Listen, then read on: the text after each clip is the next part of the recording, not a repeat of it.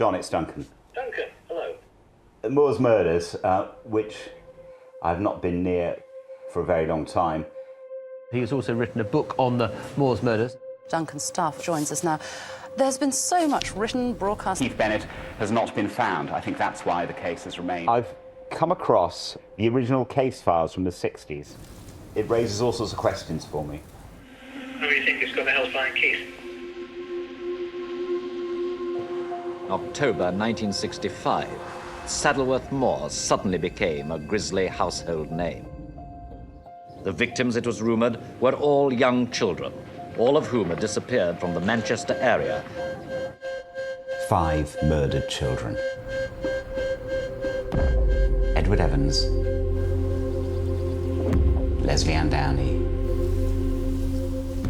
John Kilbride, Pauline Reed, and Keith Bennett. And at the heart of the case, a couple who killed them. Pressmen, cameramen, sightseers all converged as the police began one of the most extensive murder searches in history. People think, oh, the Moors murders. I know what the Moors murders are. It's all in the past. Myra Hindley and Ian Brady are dead. The thing's done and dusted. But if you look at it, the case isn't closed. How on earth have you got your hands on these? There have been so many missed opportunities with this story, and we can't let this be another one. Hopefully, some new evidence will come to light. It's got to be. Hello, Ian? Oh? All right? Yeah. The only thing I'm allowed now is a fucking electronic typewriter, and I certainly don't want those personal files to get into the wrong fucking hands. You're going to have to declare this to the police.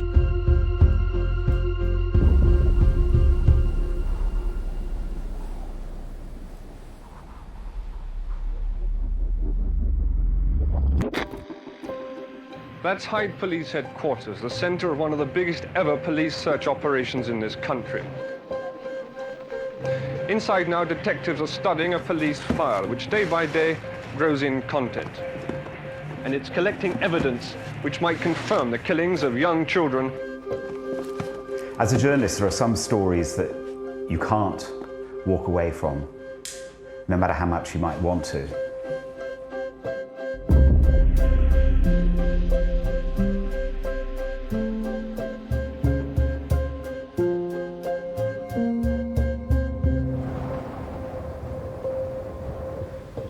The Moors murders have cast a dark shadow for 60 years.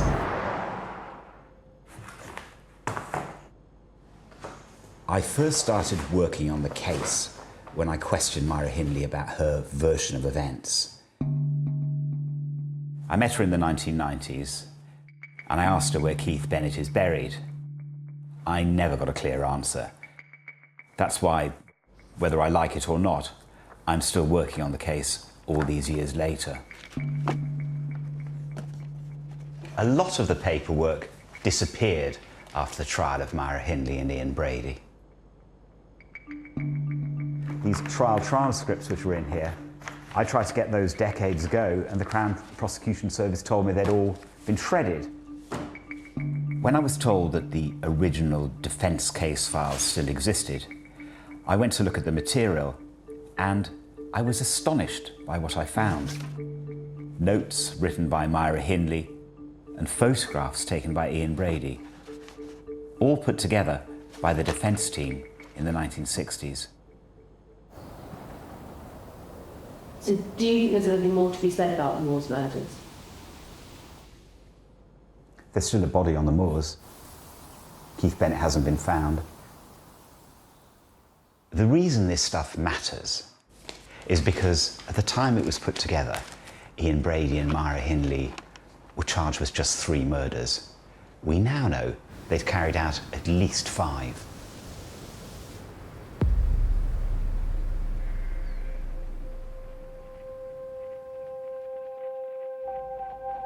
I feel I've got a responsibility to look at this, to examine it, and just to see what's in there, see if it takes us anywhere. I don't know how to find bodies. So if there's evidence here that could help find Keith, it needs a specialist, it needs professionals.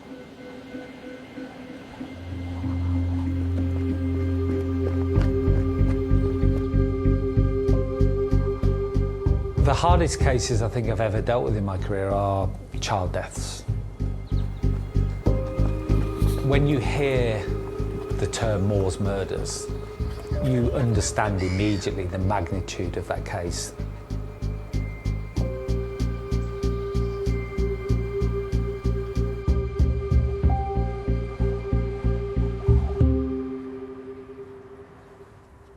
My ambition has always been to be a detective.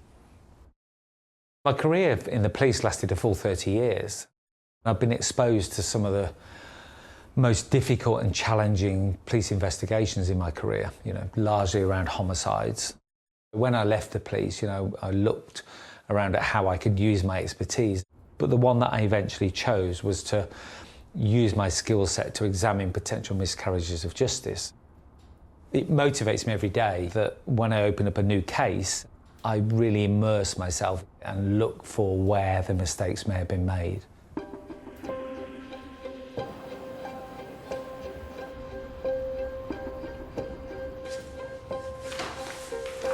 Fitzpatrick, who is Brady and Hindley's solicitor, has kept all of his material. He's kept every scrap of paper that Myra Hindley and Ian Brady wrote. He's kept every single log of every single interview he had. He knew that the material he had here was of historical importance, but I think he also knew that this wasn't done and dusted, it wasn't over, and that's why he's kept it. And here it is, finally emerging after 60 years.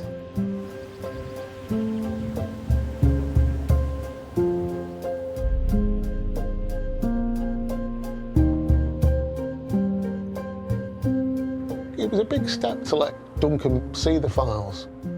It was a major step. I take my responsibilities as a solicitor very seriously. I did as much research on Duncan as I could.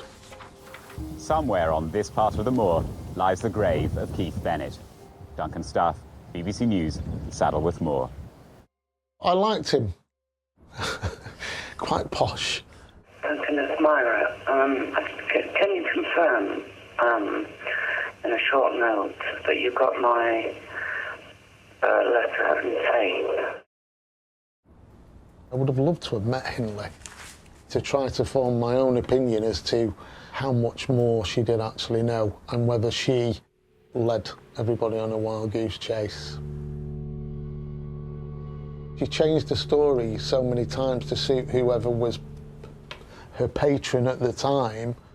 Throughout the investigations, the authorities have been concerned about the public's reaction to the macabre story that was unfolding. And on this day, their fears were confirmed. When Brady and Hindley were arrested, they were arrested in Hattersley, which is probably 2 miles from here. Hattersley, a Manchester overspill area, is the epitome of respectable working-class suburbia. Rows of new brick boxes, the odd skyscraper block of flats, and rents at £3 a week. It seemed incredible that this estate could be associated with the lurid rumours of mass murders. What we've got here is a forensic account of how the police found 17-year-old Edward Evans. It was a murder in a house, someone beaten to death. And here is a map of the crime scene.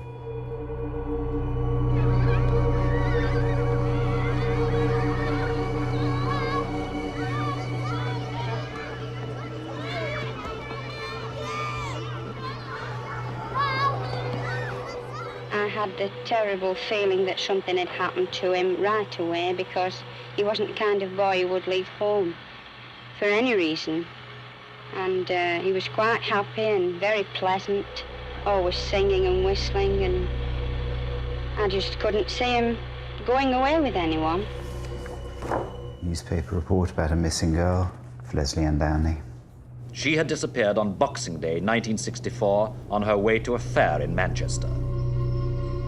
The police carried on investigating and they found a suitcase in left luggage office at Manchester Central Station. Yet more disturbing reports of a gruesome tape recording and a number of pornographic photographs. There were pictures of Leslie being abused before she was murdered, but there was also a tape recording, and it's that tape recording that really sank Myra Hindley, because it proved that she was there when a child died. Hindley said she didn't know that Brady was tape recording the session and that she was ashamed when she heard the tape played later. This is a transcript of the tape. It's just completely brutal and uncaring.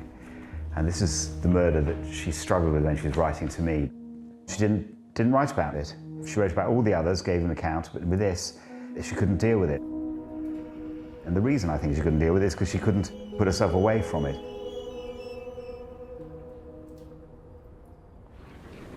In this grave, they found the body of a young girl. 10 months after her disappearance, 10-year-old Leslie Ann Downey had been found.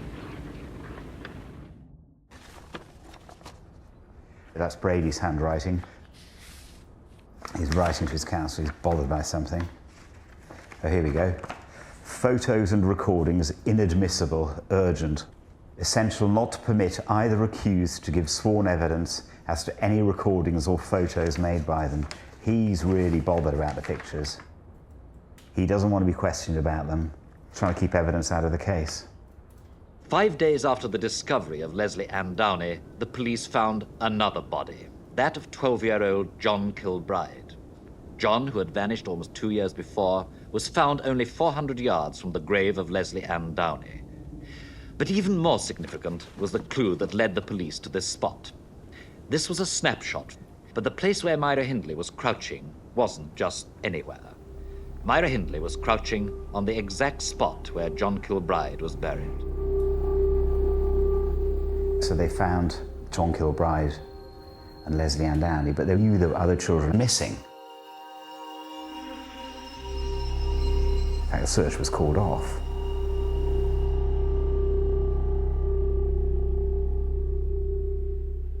We know that Ian Brady took at least one image on top of a grave.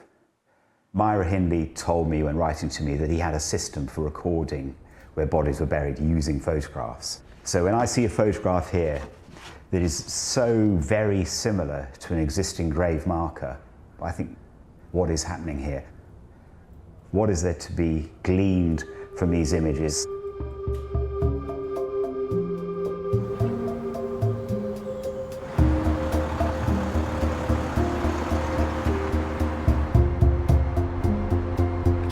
Martin, good to meet you, lad. Yeah, good to meet you. Lad. Come on in. Interested to see what you make of this lot.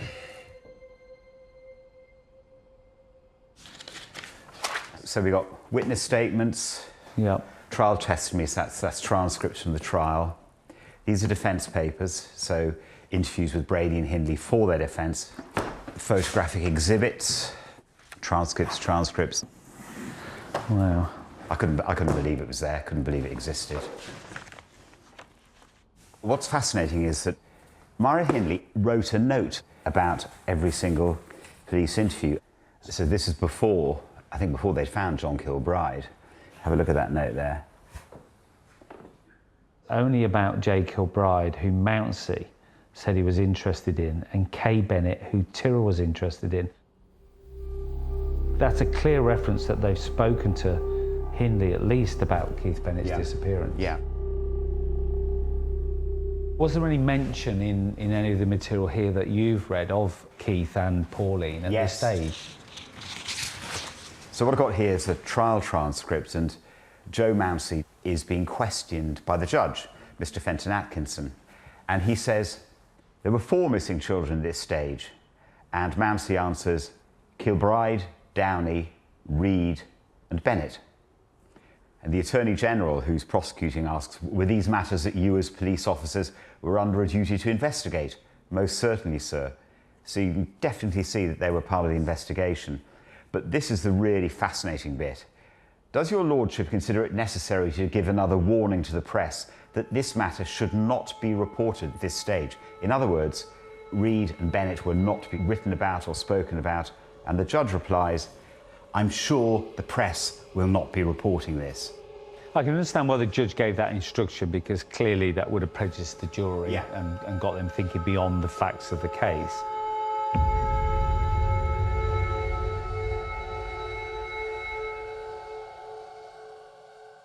I think this decision by the judge, forbidding the press from writing about Keith and Pauline, I think that's one of the reasons the case just vanishes.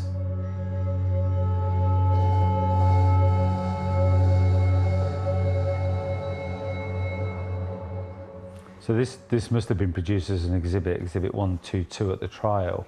Yeah, so Brady was a really keen photographer. He took hundreds and hundreds of pictures. This is his personal album, which the police seized.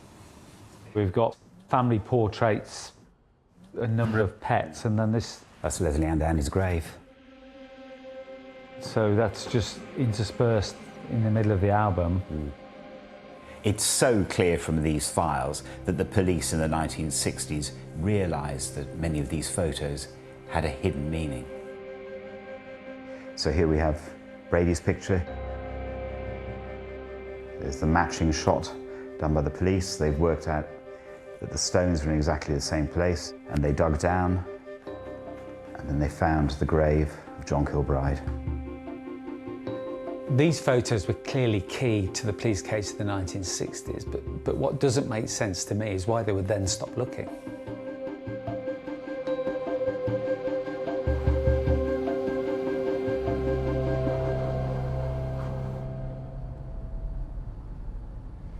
Going to see Sandra Wilkinson, who's one of the few surviving members of the original police investigation in the 1960s.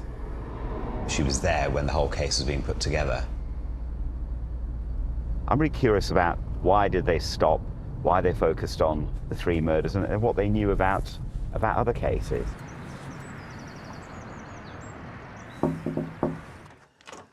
Hello. Hello, Sandra. Come on in. Thank you. There you are. Help yourself to that. Thank you. Got a few bits and pieces here you might remember, but I'll show you them in a minute. I'm sure. And, well, you're certainly keeping it alive, aren't you? I've actually stayed away from it for years. I didn't want to go near it. And the only thing that's brought me back is this paperwork. How on earth have you got your hands on these? It's from the defence files. Oh. So tell me about what happened the day that the case came in. It was a normal Thursday morning, except for the fact that Superintendent Talbot, he came in and said to me, "Get your coat, we've got a murder." What did you have to do to bring it all together? I was collating the paperwork, the statements, that sort of thing. Did you do these? It's all the witness statements. Well, in that case, yes, I did. Yeah, definitely. Could you tell me about court? He sat me in right next to the exhibits. There was little John Kilbride's coat. Of course, with it having been buried, they had this acidic smell. Brady sort of shrugged and put his head down, and it was as if he'd accepted his fate.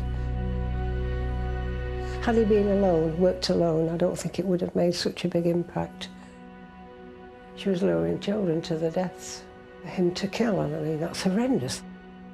Up to then, we didn't think women ever did that sort of thing, but she did. A sick woman.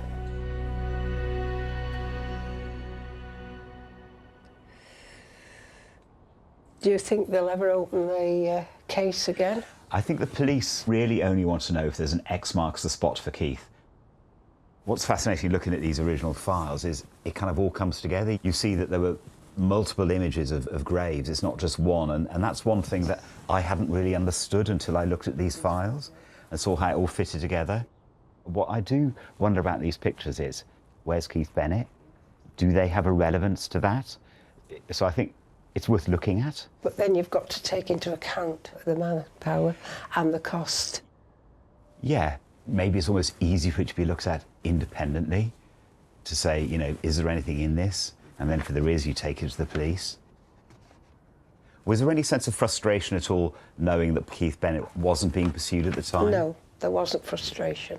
It was an acceptance that we'd done our best. We'd all done our best, and the police had done a marvellous job already. And it was just one of those things. We had to shut down at that time. Do you think there would have been an option of keeping going at the time? No, definitely not, no. It was time to draw a line under it for that time, at that time. I think the basic policing there was marvellous. It was basic policing, police work that brought it to a conclusion. They couldn't go on any further. But we were living in different times, and I think times were tougher in the 60s. They did the best.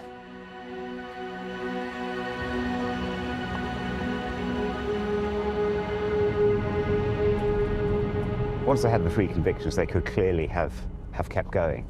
I can see why they did it. I can see why they thought, oh, this is really tough, we're gonna let it go. But do I think that that was the right decision? Well, deep down, no, I don't. Did that serve the interests of the families? No, I don't think it did.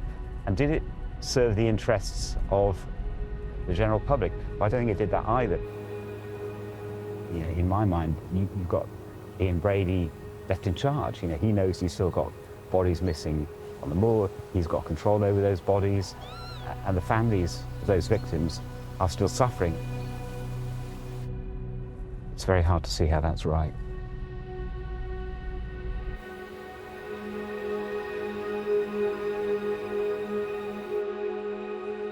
In the 1960s, Myra Hindley and Ian Brady weren't charged with the murders of Pauline Reed and Keith Bennett.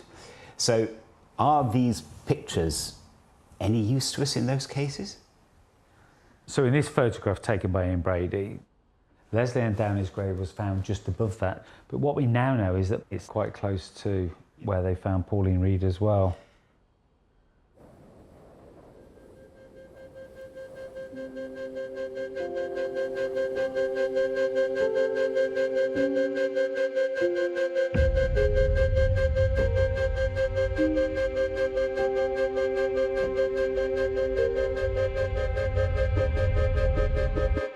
The latest chapter in the affair came after a senior detective visited Myra Hindley at Cookham Prison in Kent.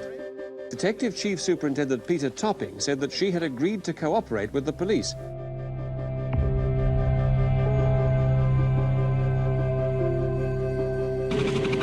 Police officers, some of them armed, took Myra Hindley 200 yards from the road to an area that she had pinpointed.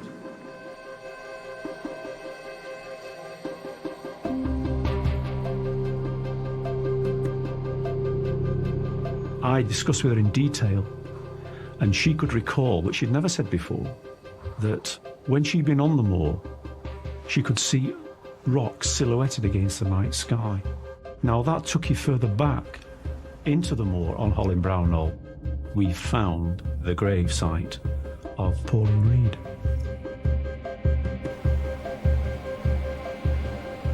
The body was discovered in a part of the moor known locally as Holland Brown Knoll, not far from the spot where the body of Leslie Ann Downey was found almost a quarter of a century ago.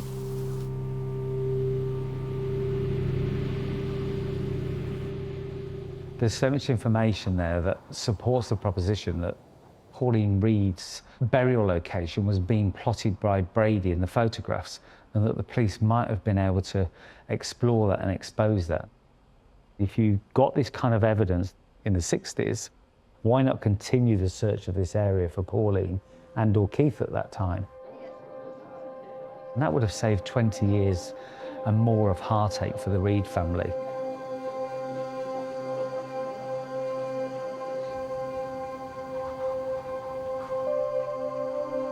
When I was 13, Dad said, they found her, thank God they found her.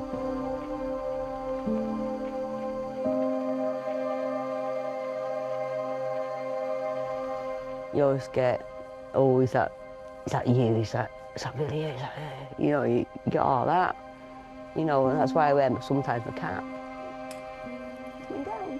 I like to keep my head down, and so nobody knows, you know, knows me. I don't know yet if any of the photos in the case files relate to Keith Bennett, but I'm absolutely certain that there are several pictures linked to Pauline Reed. Hello, Duncan. Hello, You Jackie. all right? Yeah, I'm Come good. in. Thank you. Do you want a drink about? You haven't mind a tea? Tea, yeah. How's your rabbit today? Yeah, he's all right. He's out running around, I think. What's his name? Sandy. Sandy. Yeah. I'm kind of conscious that me coming here today and talking to you about this stuff is difficult, and I'm worried about that. I'm worried it puts you under too much pressure. It needs to be done. It needs to be said. I mean, I'm the last, sort of like the last one who can really speak for my family. I first started doing work on this when Hindley was trying to get out of prison, and she claimed that she was bullied into the case by Brady, and so there was a chance of her being released at the time. So what I did was I wrote her and said, can I test your claim that you're bullied into everything by Brady? But then what happened when Hindley died was people close to her knew that there might be material in her paperwork that could help find Keith. You got the paperwork then? I did. They were worried about dealing directly with the police, so they said, would I go through it and pass on anything that was relevant to the police? Do you think the families had the right to look at them papers, what you got?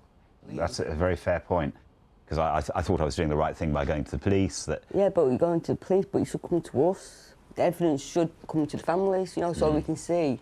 We're still going through it. Yeah, well, I'll share things with you now. Do you want me to take you through some of the stuff that's in the files? But only if you want to see it. Yeah? So these pictures, this evidence, we don't think it was looked at fully in the 1960s. So that's what we're doing now. Yeah. So that's the original one, that's on John Kilbride's grave. This picture was taken by a photographic officer. So you see the rocks? So they did a matching image. So this is before they'd found John. That's how they then thought, right, we need to search here. And do you recognise this? Yeah. Pauline's. Yeah. Pauline's, because I put the flowers right there. You put the flowers by those rocks? Yeah. So Myra Hindley's taking the picture, so she stood by Pauline's grave, isn't she? Yeah. And this one here, that's Pauline's grave in the background. So this is another one. I mean, it's very similar to the one on John Kilbride's grave, isn't it? Even the dog, though, is still small, so it can't be that far apart. Yeah. In the 1960s, there were loads of pictures taken around where Pauline was buried. But then the investigation hasn't chased every single angle down to do with the pictures. They stopped. Why did they leave it, though? That's what I was trying to... I don't know. What's going through the heads? What's going through the minds? They were securing the conviction, weren't they? So I think maybe they thought, oh, they're never coming out, that's it, job done. Yeah, but it's not, though, is it? I mean, there's poor kids out there. They shouldn't have stopped. They shouldn't have stopped. I mean, they could have carried on, you know what I mean? Found mainly Pauline and hopefully maybe Keith, you know what I mean? If they would have carried on early. Yeah. It just jigsaws together to me as an injustice. I was just crying and thinking about what had happened in my mind. And I kept thinking about it, and I couldn't sleep through thinking about it, and it built up, and I think that's what caused it, the nervous breakdown. Even now, I think about it every day. It's always there, always. I'm always worried about my nieces and nephews, you know, because it's happened to me and Pauline, it could happen to them. Runs through the generations. Yeah, it doesn't stop with the one act, it doesn't fade away, it just keeps going. Yeah. And this is one thing that really bothers me about this, and I think is really important, is pointing that out, and what the consequences are for your family and for Keith's family. It's like you've been forgotten in it. Yeah. Absolutely helpless. That's how I feel. So what is it that you'd like to see now? What do you think? Oh, thank you. And if there's material that... What leads to him? Can be looked at. Needs to be looked at. Shouldn't have to wait any longer. You know what I mean? For the answers, what we need. We've been waiting long enough. Well, thank you for letting me show you material and talk through it with you. And I take the point about keeping you informed, so I'll make sure we do that. Right, lovely. And we'll speak again soon. Yeah. You're self-driving. Yeah, will do. All right. Take care. All right, bye. Bye. Bye. Ta.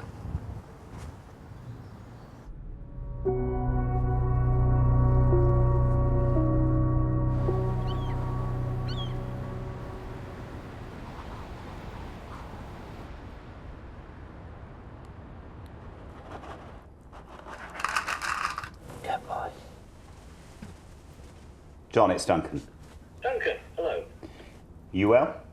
I am, thank you. This is a surprise. What's afoot? The Moors murders, which I've not been near for a very long time. I've come across the original case files from the 60s. Particularly the work on the photographs is there. It raises all sorts of questions for me. How do you think it's got the helpline keys? But I hope so. There's no point in looking at it unless it can advance things. So, you know, that's my purpose. You're brilliant. Let's have a look at it. Yeah, cheers, John. Bye. Bye. John and I have known each other for decades. He's the founding father of forensic archaeology. In other words, finding bodies for police forces. He really knows what he's doing, and I think it'd be really valuable to get his input on it. So, is it looking like it is a grave? Starting to smell a bit like one. In a sense, I suppose what I have in common with him is a deep personal investment in the case. It matters to me to involve him.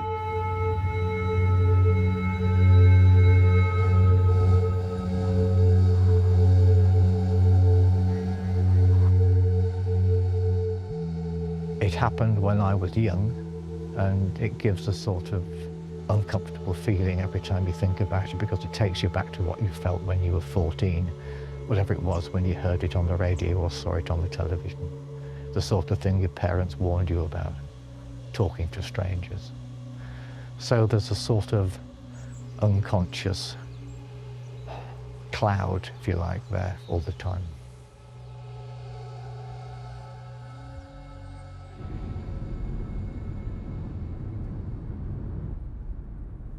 Duncan likes to fly things past me. And when there's new information or he's seen something in the press to get an opinion, which is fair enough, that's what journalists do. Quite happy to help and support him because I know his motives are good.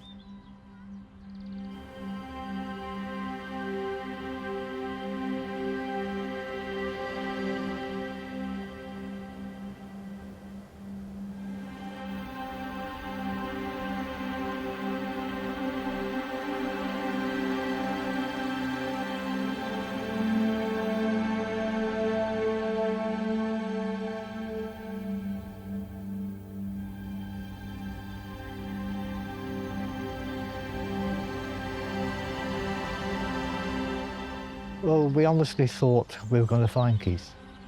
This has got a lot going for it because Brady could have gone along Shiny Brook, out of sight of her and everybody else, and there are two gullies, a shallow one there and a deeper one here.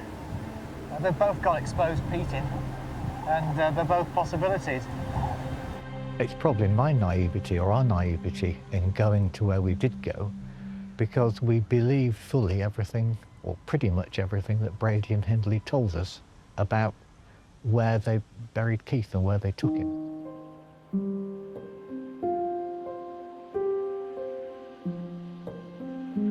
Myra Hindley, she says that she followed them down the moor. They walked for quite a considerable way into the moor. Brady goes into this gully with the boy, and she says that she was instructed to be lookout. She said the boy was killed in this gully.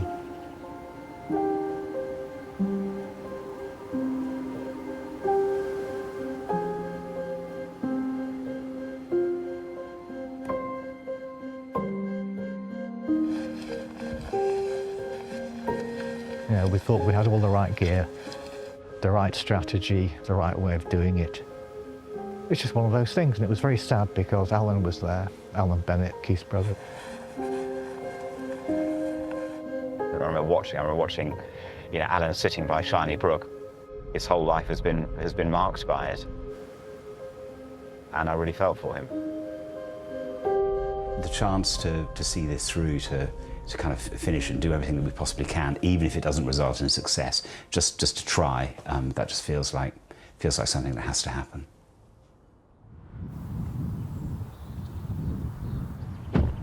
Would it help you to see how the bodies were buried?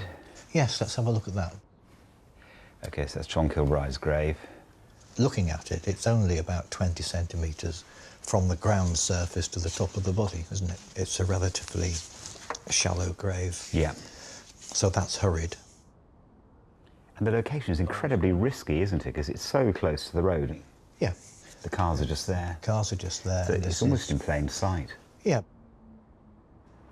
So this is the map of Holland Brown Knoll that the police created in the 60s to show how the photos related to John and Leslie's graves. So all these letters and numbers relate to different photographs. Can we see C7? So that's C6 and C7. C7 is looking across the road. Towards grave of John Kilbride. So the John Kilbride's grave is in the background of that. That's right. This is Brady's shot. Really? Yeah. That's Leslie Ann Downey's grave. So whereas in the past you thought, oh, a marker picture has got to be Myra Hindley slap bang on the grave. Well, it's not there, is it? You know, it's far more sophisticated than that. I think what we're looking at is to see if Brady had a system for mapping his graves that isn't particularly obvious. I was just wondering, looking at the pictures, they seem to point in two directions. One is the John Kilbride direction, and the other is the Leslie Ann Downey direction. We've got Pauline Reed along there too. Some are on the graves, some are looking across graves, aren't they? Yeah. Is there just a chance that Keith Bennett is buried with all the other victims? Possibly. It's very easy indeed to think along narrow lines because you've been doing it for so long. Now these images have come up which make me think quite fundamentally different, if Keith's body is there. It also mean that Brady and Hindley are complete liars, taking us to the wrong place. Not exactly paragons of virtue, are they? I'm not sure whether Brady and Hindley were telling the truth about where they took Keith. John's focus is now firmly on Holland Brown Knoll, but Martin is asked to see all the evidence connected to Hoe Grain and Shiny Brook. So, Martin, in the 2000s, I wrote to her and she sent out a series of maps. First of all, a hand-drawn sketch, which is of the route she took with Ian Brady. Yes. She then detailed all in survey maps. This is the one time she said exactly where she was when Keith Bennett died. She's located herself very precisely on the moor by Hoe Grain and Shiny Brook. And here she's saying, I sat here when Keith was killed, but she's not telling where the body is. No. Again, it's placing distance between her and what actually happened to the victims. There's always an element of distancing. Yeah.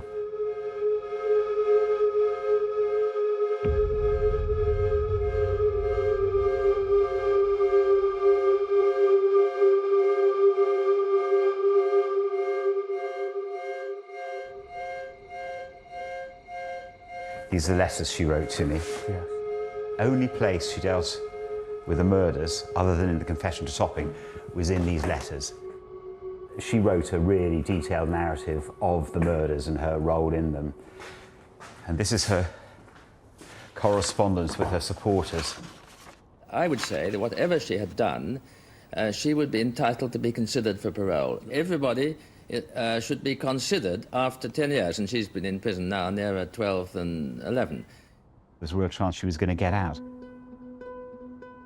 And that's why Ian Brady in the mid-80s said that there were 5 victims.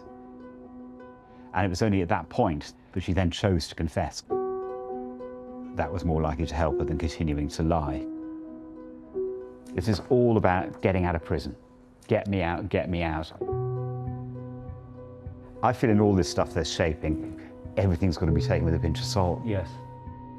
I can't remember what prison he was in at the time. He said he could sense from my letters that I was drifting away from him. He wrote, "What slogan do you have around your neck today?"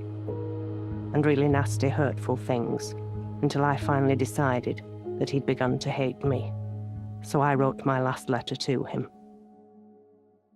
The relationship appeared to end in the early 70s. Yes. I don't know for sure whether there was any contact afterwards or not. Could they have communicated between each other and conspired to lead the police investigation to Hograin and Shiny Brook?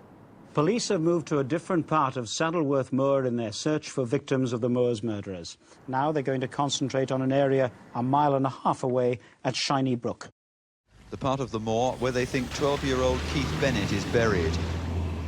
The one thing that perhaps gives the team the most satisfaction is the hope that it will bring some peace to the family. Chief Superintendent Peter Topping, the head of Manchester CID, decided to reopen the Moors investigation. Some said he was wasting his time. Mr. Topping said, "God help us when we come to the day when we don't investigate murder." Hindley led the police to areas she and Brady visited more than 20 years ago. Her visit has changed the direction of the police search. They both take Topping independently to an area of Saddleworth Moor not previously relevant. The group was seen making for Shiny Brook. The visit was worthwhile and well justified, but he's not pointed to a spot in the ground where I'm going to find a body. And James Anderton, the Chief Constable, pulled the plug on it. I think he worried about it going on forever, the same way the plug was pulled back in the 60s. We know that the information that Hindley did give to Peter Topping did directly lead to Pauline Reed's body being found. Yes, so you think, oh, she helped find Pauline Reed, so she definitely want Keith Bennett to be found. I mean, the real dilemma now is trying to work out at what point who told the truth. You've got all of this unique material that Myra Hindley has given you. The missing part for me is where is Ian Brady's material? There is still a lot to do. It's a shame that we're 60 years down the line in doing it, but we'll keep going, we'll keep exploring these areas.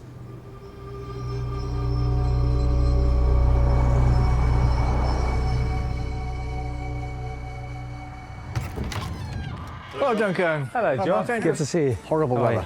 Come in, come in. So we've got two areas that need to be looked at.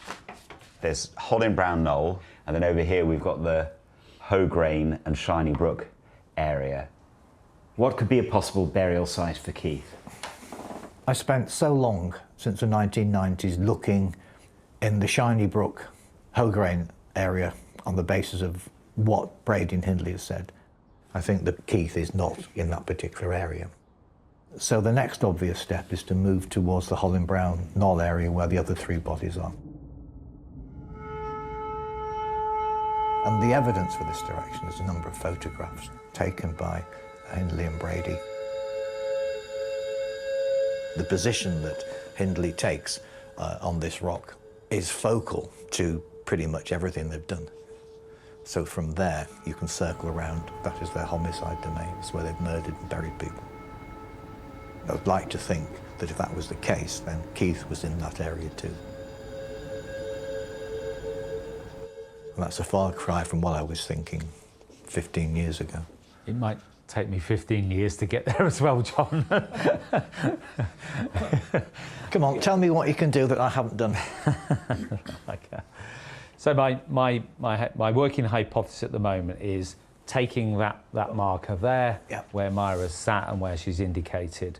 Where she says she sat? Yes, of course, and we can only go on what she said. It's either maintaining a lie or it's consistent truth, and you have to take a leap of faith. Myra Hindley significantly, when she went down Hograin, pointed Peter Topping and told him that she'd gone up onto the plateau near to the waterfall on Shiny Brook. The police have searched a lot close to the waterfall because there are several pictures of Myra in that area. For me, despite the fact that John and Peter Topping's team and various other search teams over the years have really gone to town on searching Shiny Brook and Hoe Grain and the excavations there, there is still some areas of interest that we need to eliminate. Myra Hindley's consistent account is that she sat on slightly higher ground up on the plateau there. She's been very precise about where she is. Yeah. The most significant thing is that throughout Myra Hindley's accounts of all of the murders, she always puts herself just away from the murder. Yeah.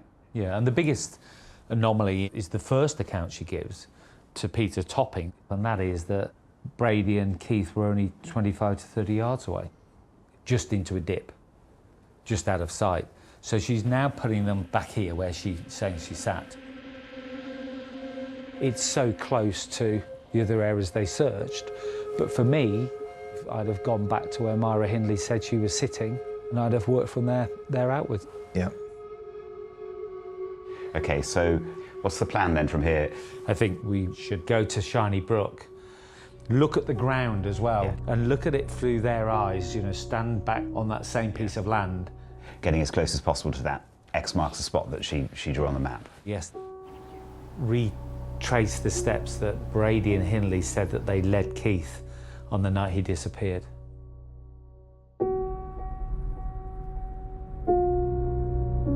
John doesn't think Keith is in Shiny Brook, but he's agreed to help Martin look in that area. You ready for this, John? No. I hate it. I hate you. You hate me? Yes. That's not very nice, John.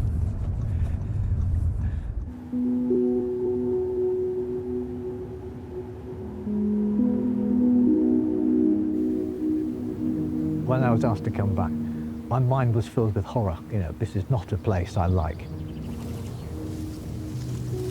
The vegetation's completely changed. Yeah. The terrain is unforgiving.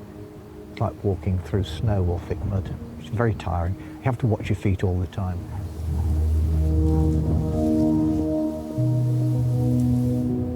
When you stand up here, you can't help but think about Keith. He enjoyed playing football, enjoyed playing with his siblings. And I find myself thinking about his last journey when he walked onto the moors with Hindley and Brady and never came out. He would have been stumbling and falling, getting more and more anxious, more anxiety, probably not wanting to go any further and asking a lot of questions, particularly when the ruse is we're looking for a lost glove that we've left on the moor, having been up there earlier. The story she gave and the map that she drew tells us that they parked on the road there by the lay-by and they walked him down here. Yeah. They zigzagged across the stream. There was a track there, you could do that. Yeah.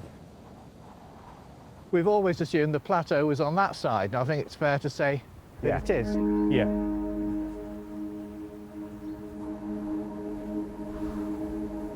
After what seemed ages, I saw him turn round and point up the bank, and I immediately made my way to the top, looked around me, but could see nobody, not even Ian and the child. See Hoe Grain and the main road up here. Yeah. And that's Shiny Brook. Yeah, Shiny Brook there. She's put herself higher up, yeah, on the higher ground. And just up above the ferns is the higher ground.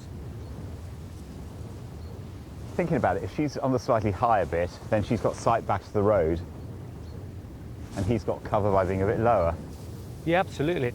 And I think one of the significant things that both Brady and Hindley say, they scanned the horizon with the binoculars, and they did that with Pauline Reed. They used the binoculars to cover the ground to make sure they weren't being observed.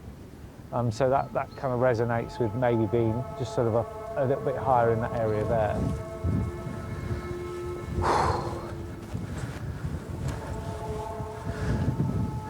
Wow.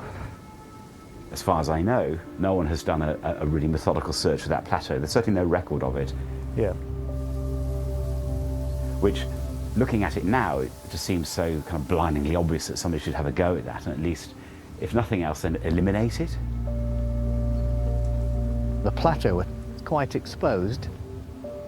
It was the exposure that was the main reason that we rejected that as a possibility.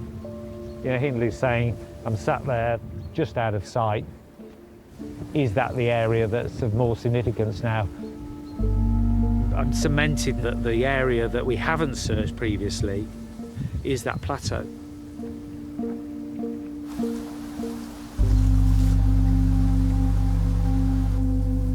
I wasn't planning ever to come back again, but somehow it draws one along, you know, a bit like a terrier. I've got my teeth into this and I don't want to let it go. Trying to think, well, where can he be, where can't he be, what evidence is there for this, what evidence is there for that? So I don't want to give up on Keith or his brother, Alan, and at the same time, I don't want Brady to get away with it, and I think that's very much a driving force. If we can work out the way he was thinking, gain an insight into his trickery of his little Machiavellian mind, then maybe that'll be a way to find Keith.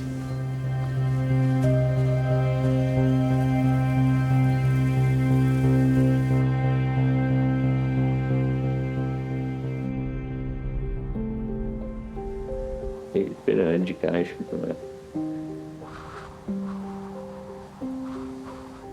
I've known the bastard for years.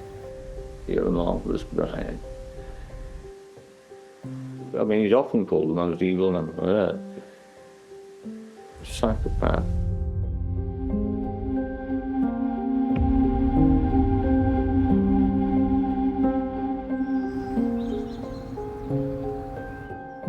We've been able to track down Dr. Alan Keatley's widow, Joan. She has access to all of the material that Alan accumulated in relation to Ian Brady, letters and books and interviews. I think she's nervous about being identified and linked to Ian Brady. She doesn't want her face to be seen. We're incredibly grateful to you, Joan, for allowing us access to this material. Six big boxes. Well, they came in a big white van with AH painted on the roof. Came from Ashworth Hospital. These lists were in the 6 boxes that came, and I managed to tick off the ones that I've found so far. Must be thousands, all different subjects.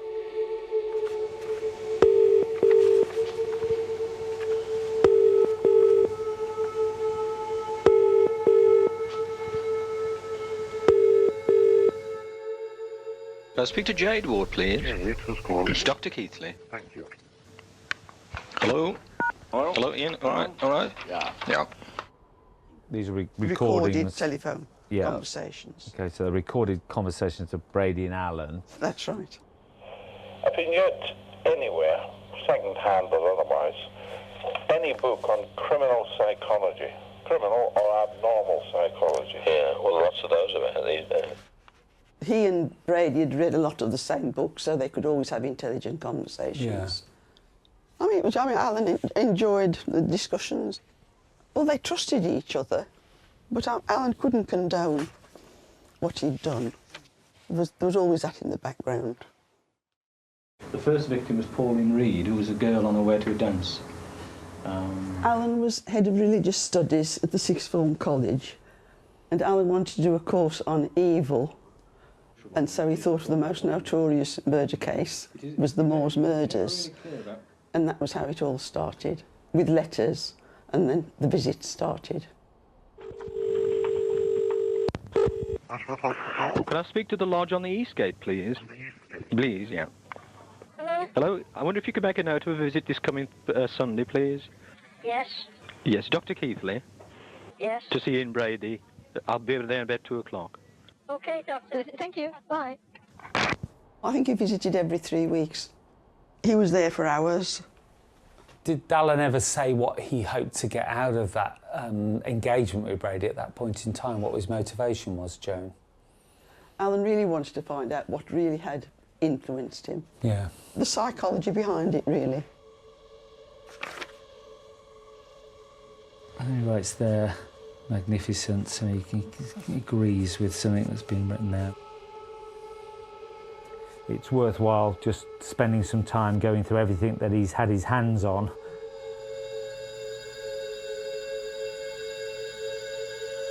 So this has come from Brady, from his cell. Yes. He's reading about De Sade, Dostoevsky, Kafka, Proust. these drivers behind his imagination Yes. and his actions. I can see already that there's some notations there. He could speak German and understood German. Newman Ward Ashworth. I've got your tobacco and everything else. Ring me if you want anything. No, not at the moment. Yeah, ring me if you want anything. Right. We went on holiday, he took all these books. All Alan wanted to do was read.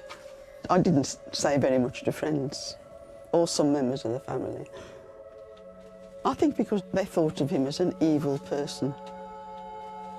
I wonder if they're Brady's famous dark glasses. I think there must be.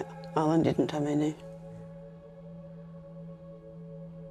If you ever write more books, you can use my letters freely. Brady's letter to AK, 11th of March 2010. Why don't you write a book yourself, then trawl through the seedy false inventions of others? He wouldn't have done that to any psychologist or policeman or investigator. He trusted him. And these are various of Brady's letters to Alan. It's very distinctive handwriting. Once you see it, you don't forget it. So I think that was when Alan started to keep the records and write the book, which was only to be published after Brady's death. Was there any other conversation in those, Joan? Well, I don't know. Okay, I so haven't heard them. we'd need to listen to them. Oh, you'd need to listen to them. Okay, well, Yeah. if you were happy for us to take this away, we'll take Yes, this away and listen to take them, them.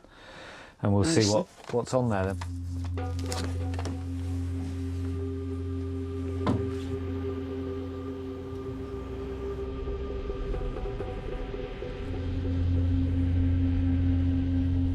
The only thing I'm allowed now is a fucking electronic typewriter. Oh, yeah. You remember the one I sold to you? Yeah. But I didn't keep that fucking thing. Yeah. Pathetic. And I certainly don't want those personal files to get into the wrong fucking hands.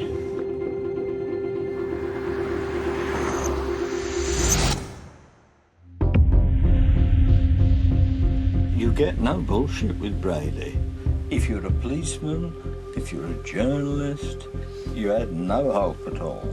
The only way you could get him to talk about the real shit was to be part of his intimate compartment. First of all, I've got the MS. The MS? Yeah. So that's manuscript. Oh, fuck me. This is the first time where we've got an indication there might actually be something written down that describes where and how Keith was killed. The stuff in his hand, his words, actually written by Ian Brady, is the evidence there.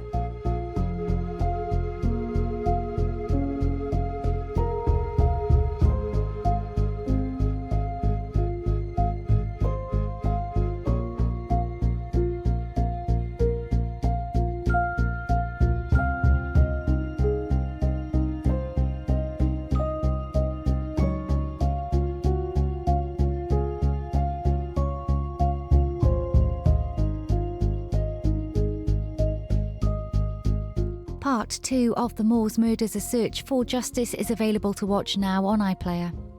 Details of organisations in the UK offering information and support with bereavement, sexual assault or victims of crime are available on the BBC Action Line website.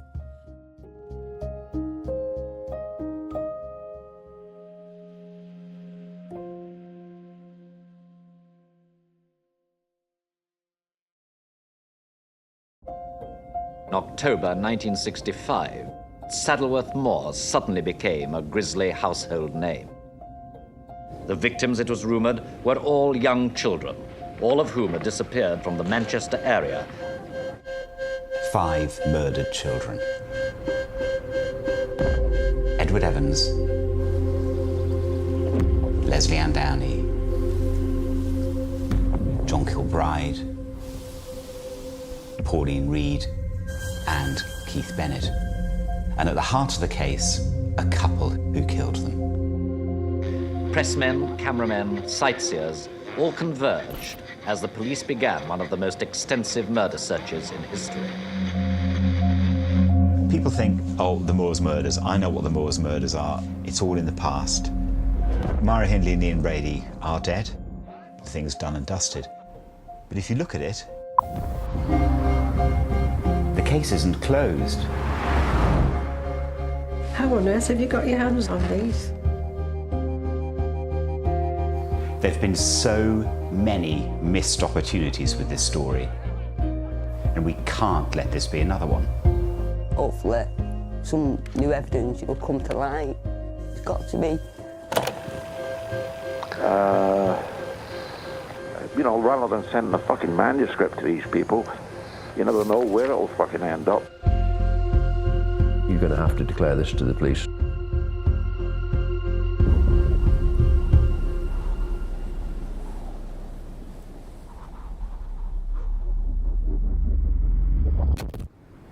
Brady, who along with Myra Hindley tortured and killed 5 children, died at Ashworth Hospital at the age of 79.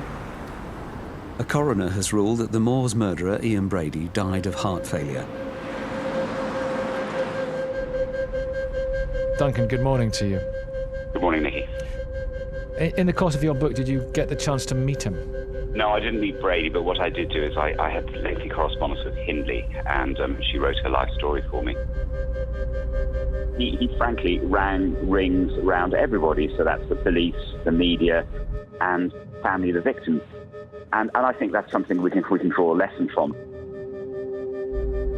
Ian Brady has been allowed to maintain control of this story, even in death. Brady asked for locked suitcases to be removed from his cell in the hours before he died. They were handed over to the solicitor, who's also the executor of Ian Brady's will.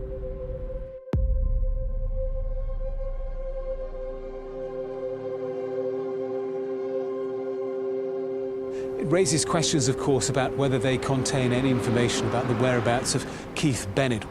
He's left us with a very big mystery.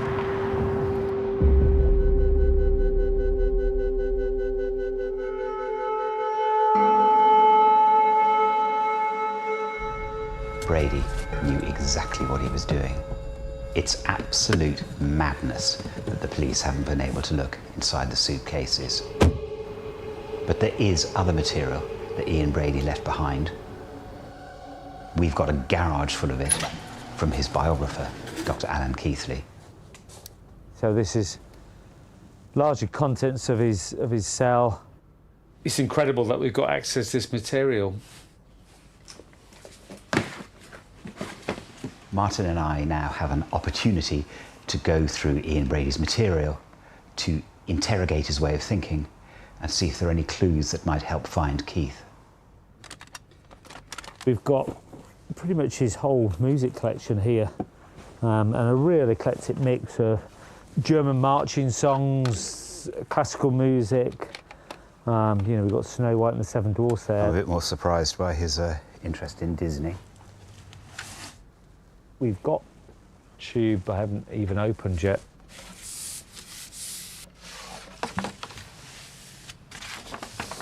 I can smell his tobacco as we unroll it. I can smell. Yeah. I can smell the cell. Yes. This is all about the media continuing this, you know, and that messaging is there. The media made them superstars. Yes, and the man and the woman, the Really fatal great. alliance. He's living in the past. It really matters to him. Yeah. Which tells you that the murders matter to him, and possession of Keith Bennett matters to him, and he views himself as a superstar. Pretty disturbing, really.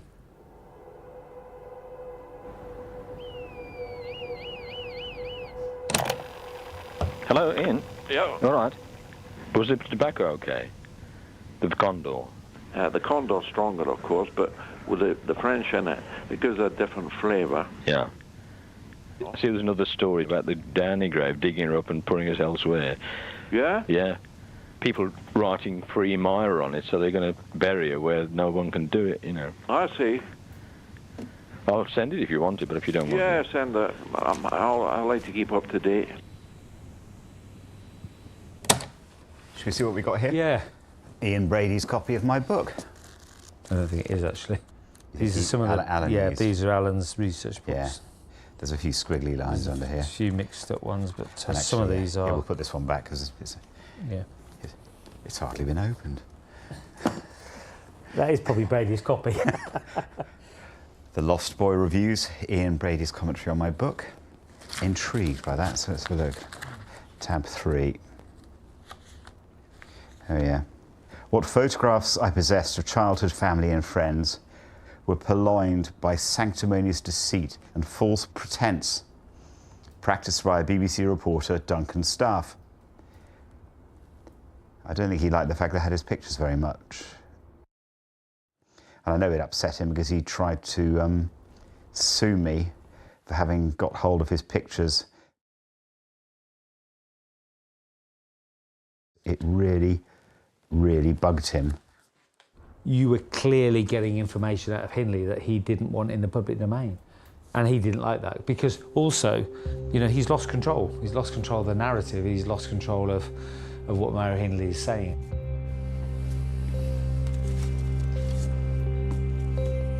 So this is the autobiography of Detective Chief Superintendent Peter Topping, who led the investigation into trying to find Pauline Reed and Keith Bennett's body in the mid-80s, outlining what they both said to him. And this is the copy that was in Ian Brady's cell.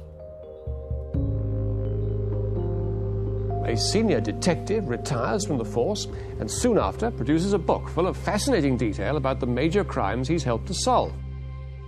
What I've done is I've given an account which I think the public should hear as to what Brady and Hindley were about when they committed those notorious crimes on Saddleworth Moor. Wherever Hindley makes some kind of confession or gives part of an account to Peter Topping, Brady writes in his own hand in the margins. Well, that's extraordinary. So this is his comments on the police investigation and also on Myra Hindley's account. She was so close to Keith Bennett at the time of his death, yet she said she heard nothing. That could be so, but the moor's a quiet place apart from the wind and the noise of water. There is nothing else. Sounds carry well. Even if the boy did not cry out, she should have been able to hear any normal conversation he had with Brady. I particularly questioned her about it, but she denied hearing anything. And Brady writes, "You could not keep her away, she enjoyed it." He's clearly saying that she was part, hands-on, Keith Bennett's murder. That's the first time we've had a direct contradiction of that account. And that means she was at the burial site. Absolutely, she would have known exactly where Keith was buried. And she says in Topping's book, in one of the paragraphs, that she was 25 to 30 yards away. If you're 25, 30 yards away and a small child is being murdered, tortured, you know, sexually abused, and then a burial, how can you not hear and see that? On a quiet, sunny summer's evening. You know, was this because Myra Hindley was, in inverted commas, confessing, but still then pushing the blame to Brady? And he's having none of that. Yeah, as far as he's concerned, no one's ever going to see this. No. And the book is, you know, is absolutely full of contradictions and challenges, you know, by Brady against Hindley's accounts. You know, lies, liar. You know, for me, the clue was on the page. If Hindley was involved in the murders, as Brady suggests, could it mean that Keith is buried closer to where Myra Hindley said she was sat? If that's so, it strengthens my interest to really explore the plateau area above Shiny Brook, because that's where I think Keith is buried. What's interesting is how evidence shifts over time. So Myra Hindley sent me 3 maps in the early noughties. Now look at them completely differently when you overlay them with the information that's come from Brady.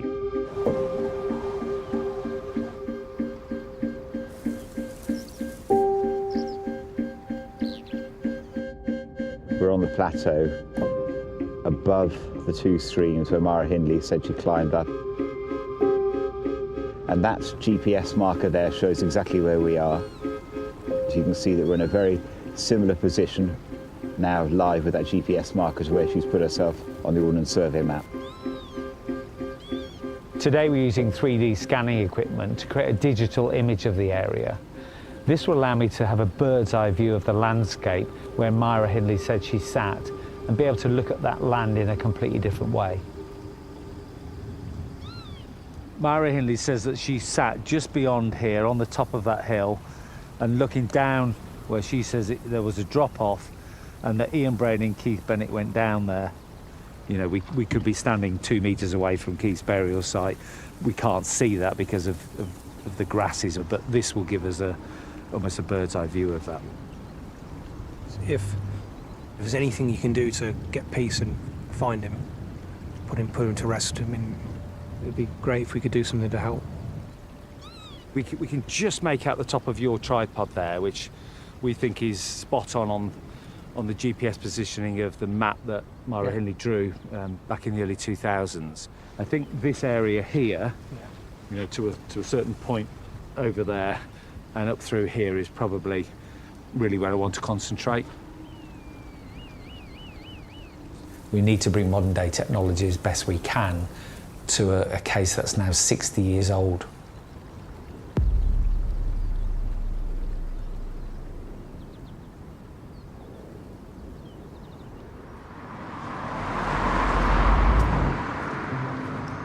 But I don't think they've done enough. Keith was an angel. Do anything for anybody.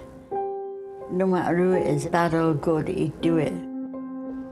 Why can't they find him like they tried to find other kids? It's not fair.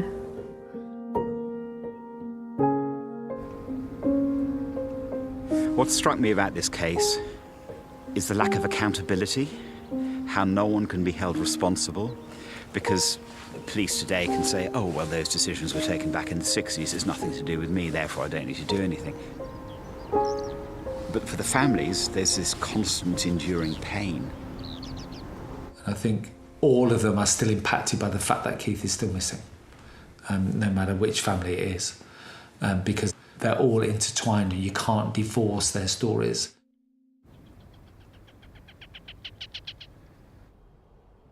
When I look at the photographs, it hurts so much. Of course, I always see it that way, but now it's changed. Where I see her, it's not nice.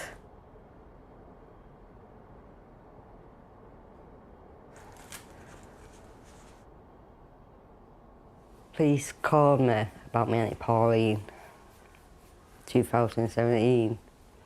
Just turned around and said, we stumbled over some evidence of your Auntie Pauline's. So I thought, oh yeah, it's a dress and the necklace. And so I said, is it the necklace and that? Because Nana always wanted the necklace back. And he said, no, we stumbled over a jawbone, a mouth. I just couldn't believe it.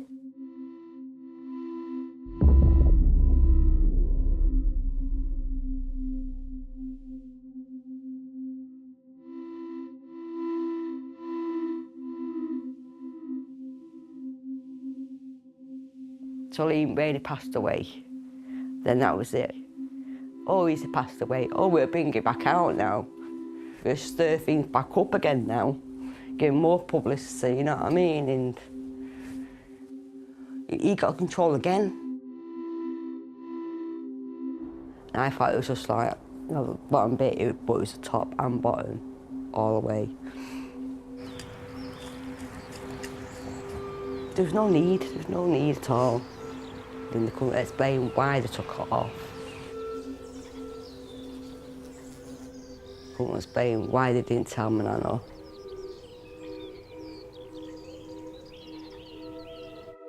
I don't see me Auntie Polly now in the way I should do.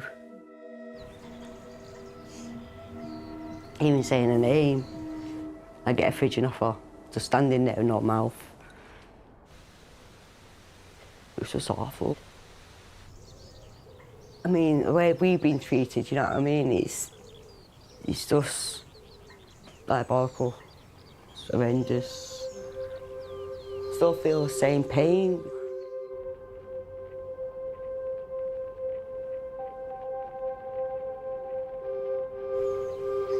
It's a social issue as much as a criminal issue.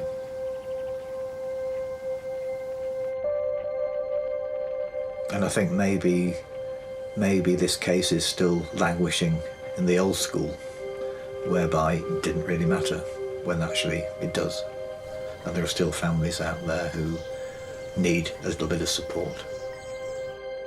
Let's keep moving, let's keep trying, let's keep going forward. Let's keep eliminating where Keith isn't, even if we can't find him.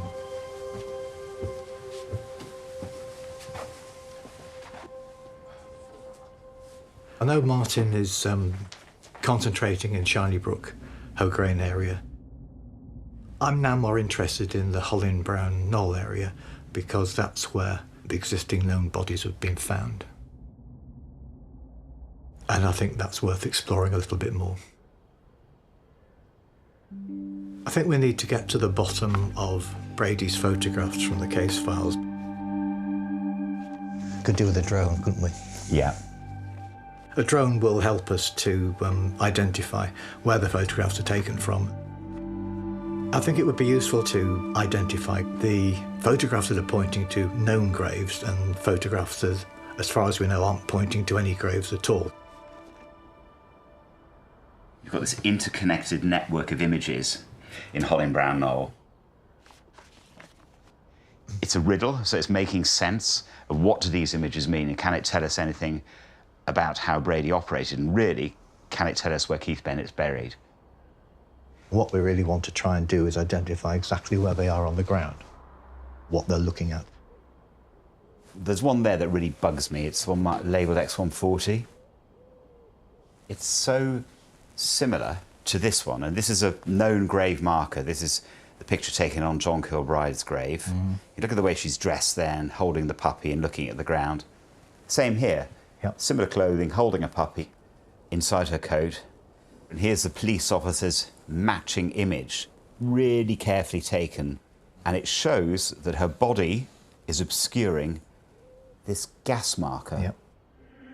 It's troubling, isn't it? It is. And it really just raises questions, you know, what is he hiding? What's going on in the background? I wonder, is it too much to think that this concrete gas pipe marker could actually mark a grave?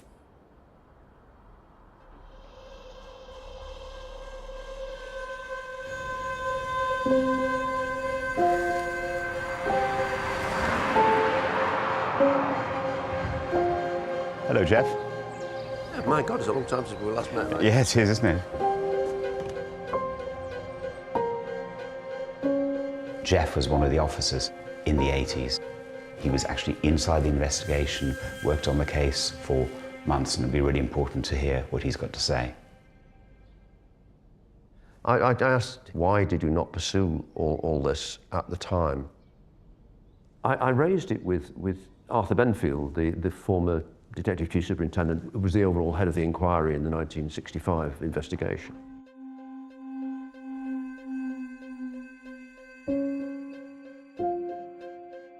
He talked about the gas pipeline.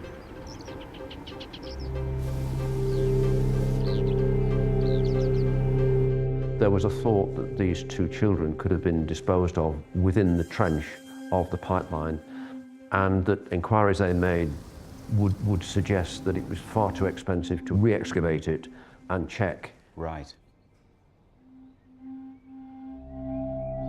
And I think a decision was taken at some level within the service or the Home Office or somewhere to say enough is enough. You know, these two people have been convicted of 3 murders.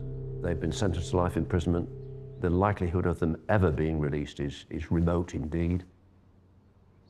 I don't want to criticise former colleagues too much. Well, it's all well and good if it's not your children who are missing or your family involved in it. It's certainly wrong in terms of supporting family and giving them, the best opportunity to achieve closure. And I understand that doing all of these things are expensive, but that's not a reason not to do it. They could have raised money, they could have done something. There's no need for them to stop searching. It must have been very hard for the detectives on the case to know the job hadn't been completely done. There were concerns. Interesting factor that is probably not common knowledge is that Joe Mounsey went back to Saddleworth Moor. He was searching for the 2 missing children, and he had no permission to do it, despite the fact that they'd clearly been told by somebody that this wasn't going to be pursued. But he went and did it anyway. Demonstrating that these people cared about what they were doing. Absolutely. The problem is, I don't think the police fully understood what Brady was up to or the games he was playing. Brady didn't do anything that wasn't carefully planned. We need to be looking for the rock that she's standing on.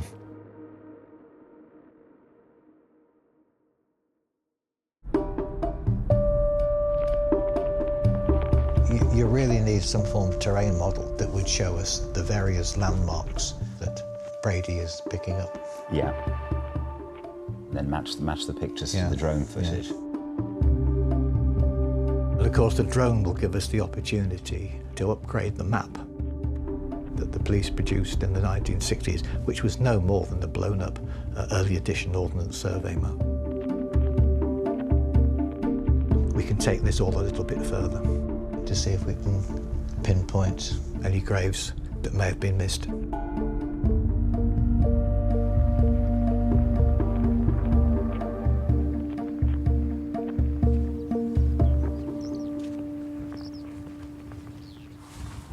You can't map this terrain on the ground by foot, it's just impossible. The only way to do it really is taking aerial images. Over there behind me on the horizon, it's Holland Brown Knoll. There's a big area that the drone's going to fly.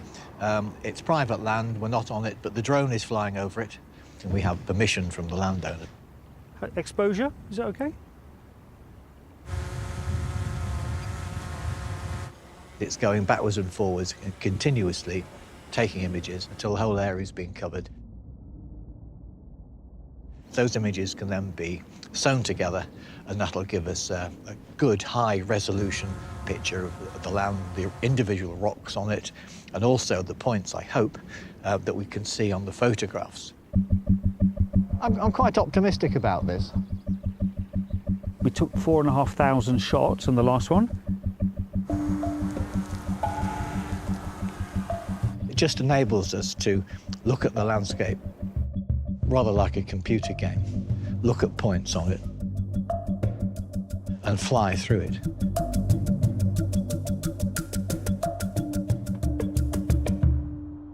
Wow, it's very amazing. good on the rocks, isn't it? I mean, look at the detail of those rocks there. What we've done, we've taken the 4,000 photos of this area that we took. We've made a model from that, and on that model, we've plotted the known grave sites of the 3 graves in this area: John Kilbride, Leslie Ann Downing, and Pauline Reed there. We've then taken the other photos that we have of the area, put where they are on the map, and then also the direction in which those photos were taken. These photographs, we believe, are significant in the fact they're not taken randomly, they're taken very specifically. They're either pointing towards graves or they're on graves. This first photograph is a picture of Myra Hindley, famous picture of her stooping over John Kilbride's grave, and over the top there you've got the 2 girls' graves, Pauline Reed and Leslie Ann Downing. So, clearly visible in the background behind Hindley in that photograph. Yeah. In this photograph, we've got their car on the roadside here, and a very characteristic set of rocks here. And over the top of those are the graves of the two girls. So in looking for other graves, how is that knowledge useful? Well, it shows that there isn't X marks the spot on here. It's in the general vista. So they can be up close like Hindley on a grave, or they could be quite a distance away in the photograph. Can we get X140? The first photograph shows Hindley standing on a rock. It's quite a specific rock. She's obscuring a gas marker on the gas pipeline. I'm curious to know what he's doing, what he's trying to photograph. Okay, so this is the gas marker here, and Brady stood here and Hindley stood on this rock here. So we've got this alignment. This is this red line. Does it in any way link to existing graves? There's no graves, no known graves in the background of that. The girls are located to the right of this photo. So there's no link between that photo and those graves? We don't believe so. Do you think that could just be accidental? Not at all, not at all. So the gas marker itself doesn't look like this anymore. Looks different, but it is in the same location. Right. I mean, it's crying out to be looked at. And it's not hard to work out why the police wanted to excavate in that area in the 1960s. I can understand that fully. And I can understand too their anger, probably, when they were told they had to stand down because the money had run out. If you have a gas pipeline, you have a loose soil, and it's easy to bury someone in it. Which obviously raises serious questions. It needs to be examined.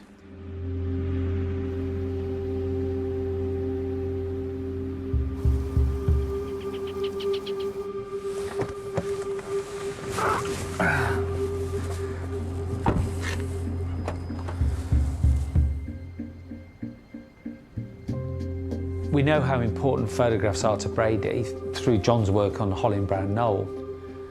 What I want to see now is whether that can tell me anything about the area I'm interested in from the photographs taken in Shiny Brook.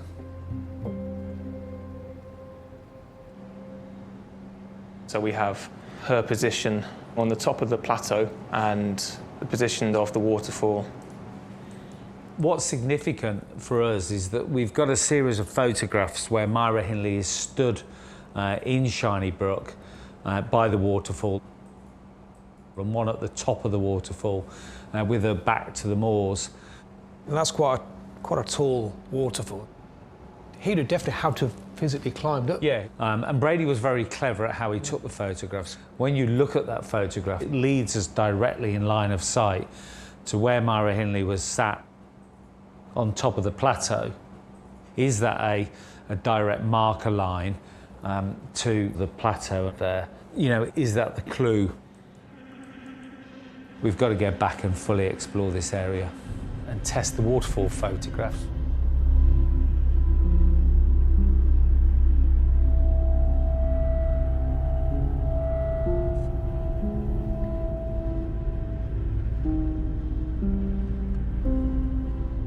Here we are.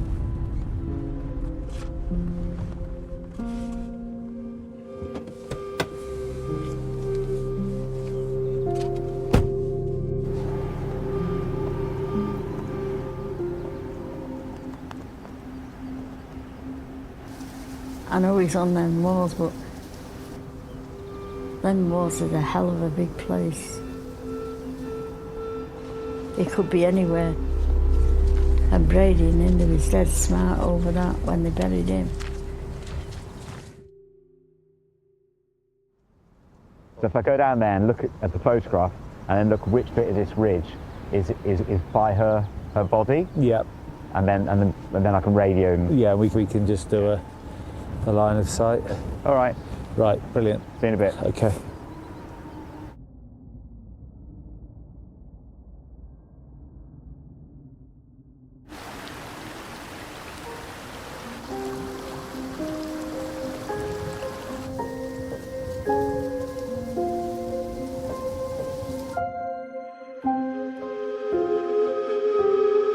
We know that Keith had very poor vision. He broke his glasses before he went missing, so he wasn't wearing them on that day. He went to the baths on High Street and he come back without the glass, so I said I'd get it fixed, but I didn't get the chance and he scratched it there as well, and he must have fell when he, you know, broke him. It's the only thing I've got of him now.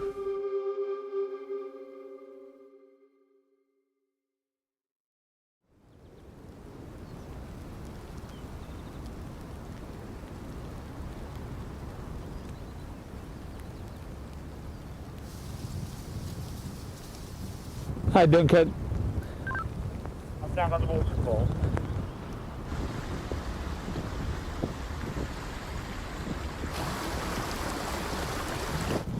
So there's the waterfall behind me. Pretty sure it's on where Myra Hindley sat.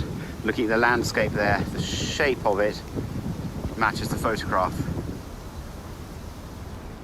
I'm at the point where Ian Brady took the picture and I can see you skyline. I'm standing in the exact spot that she drew on the map, as near as we can plot on a GPS. It lines up perfectly with where you're standing. Behind me there is where Ian Brady stood to take the picture. Brady must have climbed up onto the slope on the opposite bank to get that line of sight. So it's a deliberate lining up of her. From that spot, he was able to see the plateau. So his frame's in the background. And that was exactly where Myra Hindley was sitting. So it lines up. He's used the skyline. So this area now where we're standing it cements the significance of that. Now we've carried out that exercise, that we're in the right area here. Surely the right thing to do is to do the job properly, and for the job actually to be done by the police. Yeah. So we've got the loft case files, and the photos in the loft case files, showing that it's not just flat bang on top of the grave, it's the background. And we've got the photos down there that show the plateau up there as the background. We've got Myra Hindley putting herself on the plateau, and then in her interviews with Peter Topping, she said that Peter's buried within 30 yards exactly where she sat. And we've got Brady saying that she was slap bang where the murder took place. You know, there's enough there now, you think. It's just got to be done properly. All the information we've got, the work we've done, the use of the drone, the landscape analysis, I think we've got enough to go to the police, sufficiently to, I hope, enable them to take this all further.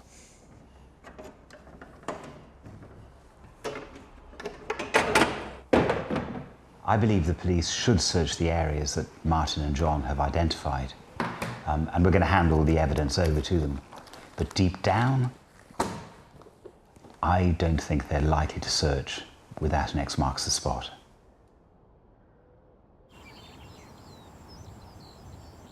Hopefully, some new evidence will come to light. A clue for Keith or whatever. It's got to be. You can't just disappear without a trace. There's got to be a trace somewhere. But until there's more evidence, the police keep saying no, no. Where's all the evidence going to come from, apart from Ian Brady? It's only him. He's got that ace card, knowing exactly where Keith is. You get no bullshit with Brady. If you're a policeman, if you're a journalist, you had no hope at all. The only way you could get him to talk about the real shit was to be part of his intimate compartment. First of all, I've got the MS. MS. The MS? Yeah. So that's manuscript. Oh, fuck me. That's MS. I'm going through Ian Brady's material, which his biographer, Alan Keithley, collected over decades, and which his widow, Joan, has given us access to.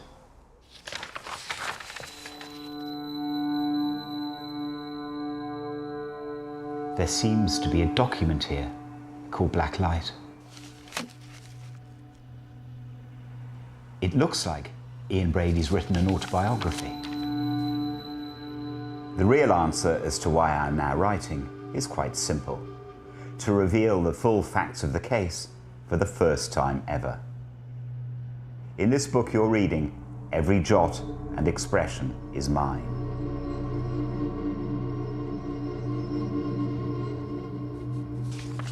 All or any faults and offences you find in the following pages bear the authenticity of my own hand and cannot be disowned.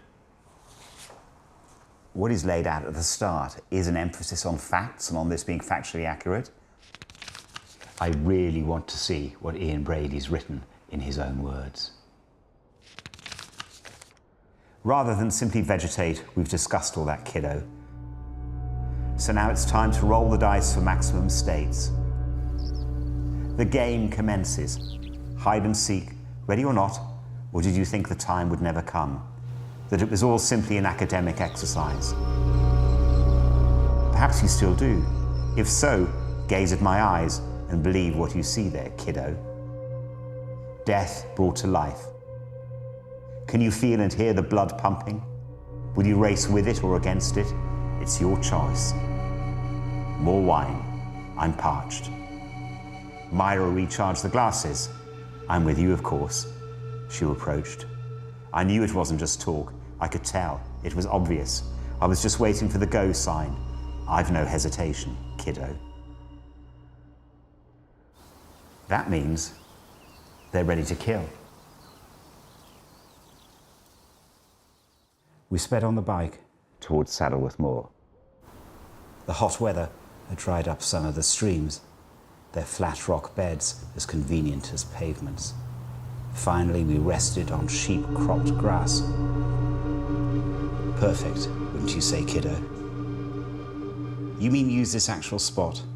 Myra asked lazily. No, there's 90-odd square miles like this. We need a spot where a parked car won't attract attention.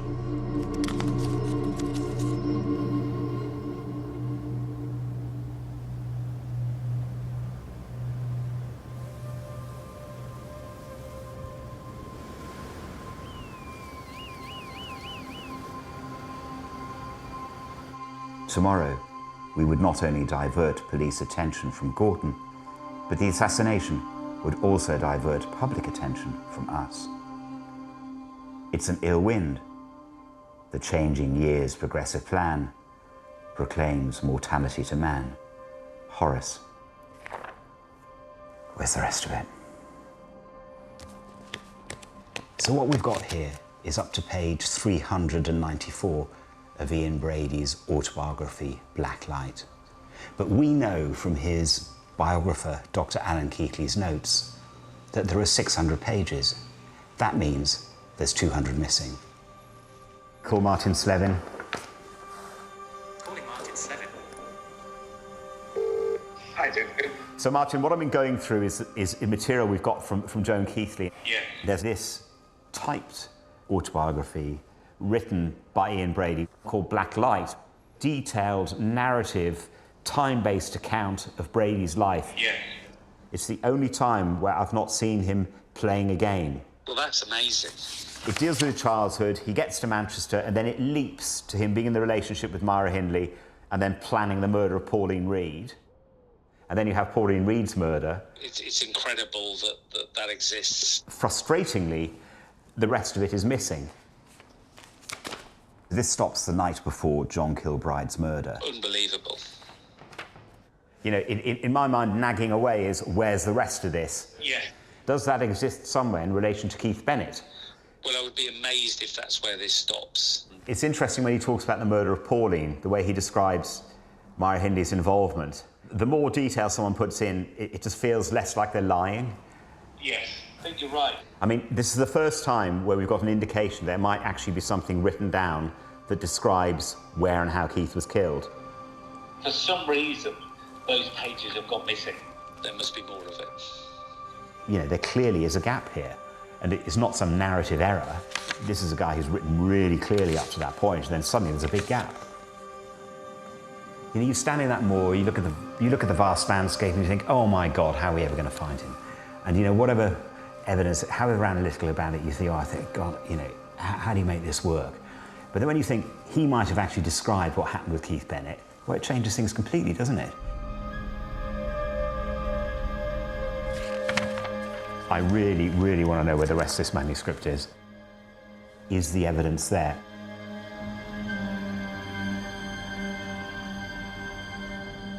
As I neared the knoll, I cut deeper onto the moor, making for the prearranged spot where we would be invisible from the road. The black light began to operate. The black light comes from the moment of killing. It descended on him, a black light. But it was like a spiritual experience for him. It's a time-based narrative account of his development from babyhood through to the man who was able to carry out the Moors murders. He talks about how he selected the murder site for Pauline Reed and how he really cased out whether he could be seen by the traffic, the lines of sight, and then moved a very short distance from there and found a position where he couldn't then be seen, but could also observe the landscape. The use of binoculars to make sure that nobody else could see them.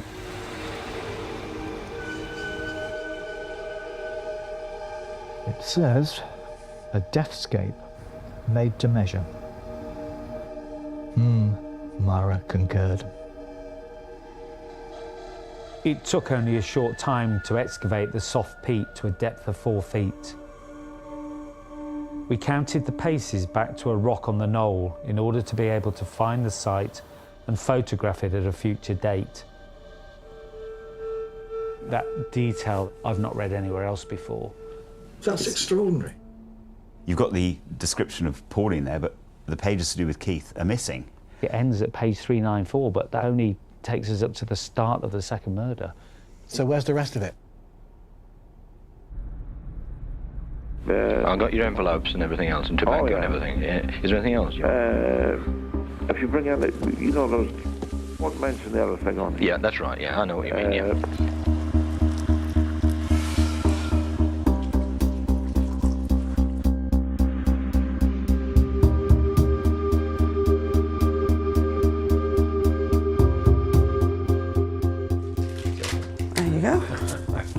Thank you.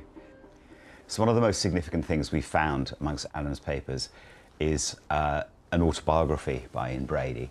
Critically, there are details in there of the first murder. A real detailed description of Pauline Reed's murder and how they chose the sites and how they, you know, made sure they couldn't be seen from the road and the traffic. But it does stop at critical points. The question in our mind is there something like that for Keith Bennett? So it's a massive breakthrough. This autobiography, Brady referred to as black light. Oh, right. As far as we can tell, this is Alan's copy. Oh, yes. So this ends at page 394. It's so incredibly frustrating because if the detail is there for Keith Bennett in the same way as it was for Pauline Reed, you've almost got an X marks the spot. It's hugely important information that we need to try and access somehow. Do you remember Alan talking about black light to you? Yes, I remember. Yes, he did talk about it. And what I did he didn't say? know whether it was in connection with Brady or in the next book that Alan was writing. I wasn't quite sure, but I definitely remember him talking about it. Alan had to get it out of Ashworth Hospital. Right. In a carrier bag, I suppose. Right. But they weren't very good on security of items coming in and out. It's not going to draw attention, is it? It was in a carrier bag. And, yeah. Well, absolutely, yeah. And the question in our mind now is, where's the rest of it? Well, nothing left in the house. Nothing left, yeah. No, So that's... I've double-checked. You haven't got anything left, it's all gone.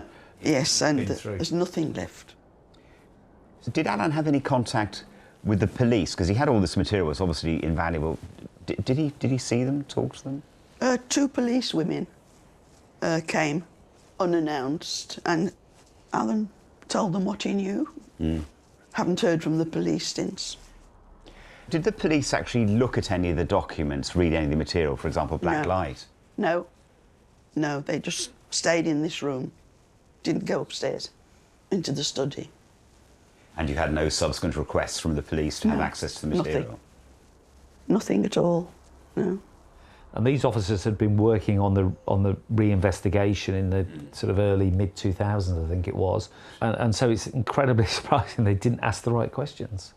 You know, had this been a full copy, and to let it slip through their fingers by not asking the right questions, for me is, you know, is almost unforgivable. They didn't look at anything. We need to know whether there's other copies out there and you know, how we can access them. Was Alan in touch with any of Brady's solicitors? Only by letter. As far as I know, there were no telephone conversations. So you can recall there was correspondence between them over the years? I'm not supposed to be fucking phoning you, you know. Oh, right. I'm supposed to be phoning the solicitor. Okay. But I phoned both of them and no consent. I might as well fucking hold a seance to try and contact intelligent fucking life. Yeah.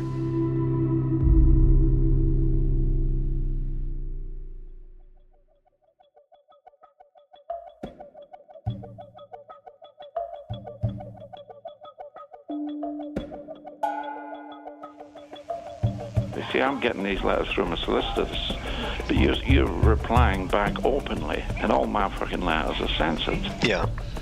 So by replying back that about the autobiography and fucking getting it from Bernberg, these cunts here now know that fact. Yeah. So if the fucking police wanted to get their hands on that fucking thing, they could use fucking threats on you, but they couldn't use it on Bernberg. Yeah. That's really concerning, isn't it? Because he's saying he's got an autobiography, what happened during the Moors murders, that's lodged with his solicitor, Benedict Bernberg. It could be that an explanation as to where Keith Bennett is locked away in the solicitor's office. There could be a really accurate description of exactly where Keith is buried. That's a really big clear thing. It's something small. You know what I mean? It's a major. I can't believe it. I'm shocked that you know, written it, but now it surprises me. We know how his mind works now. He's dead crafty, sneaky. It's Ian Brady's last words, you know what I mean, to say what's gone on. Yeah. It's control. Yeah, he just wants that hold on you all the time. Yeah. With the pages torn out. It's gotta be Keith Bennett. He's the only one that's left to find. It's gotta be with a lawyer. It's gotta be.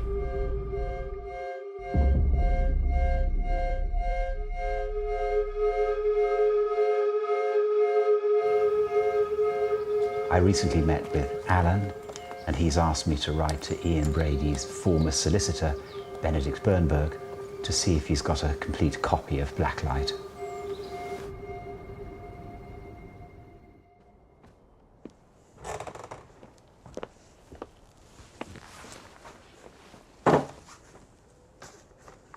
I think it's incredibly frustrating for the families to know that Ian Brady has written an autobiography, Blacklight, but it's only surfacing now, and that the copy we have is incomplete. So the pages that describe exactly where Keith Bennett is buried could be out there somewhere.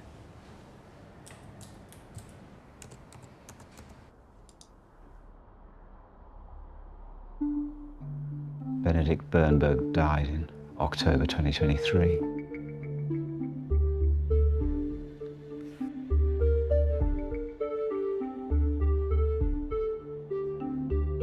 This is interesting. Benedict Bernberg's firm is still going. It's led by prominent lawyer Gareth Pearce.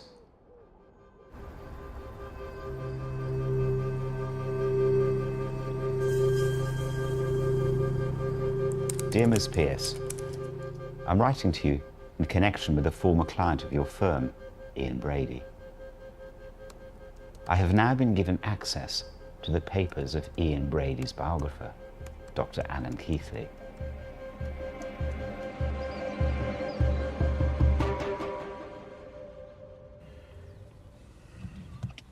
Hi, Duncan. Hi, Martin. I've just received an email. Yeah. Dear Mr. Staff, we will undertake a search of archived files. Yeah, that's really good. I'd take that as a really good sign. Cheers, Martin. Bye. Bye. Bye. I think black light is critically important. It might have an X marks the spot for where Keith's buried. And there's a shot here getting hold of those pages, and I'm really pleased with the response. Give you some faith in human nature.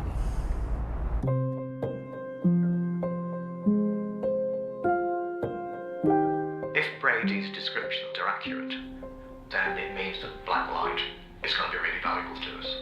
But you need to test the accuracy of what he's saying about 30 paces and so on. So we've actually found Ian Brady's autobiography, Black Light, talking about the murder of Paul and Reed and the preparation for murder, and then a gap. And when I read that, it just really bothered me. So I'd like to just show you some of it. This is the stuff that deals with Pauline Reed. Mm-hmm.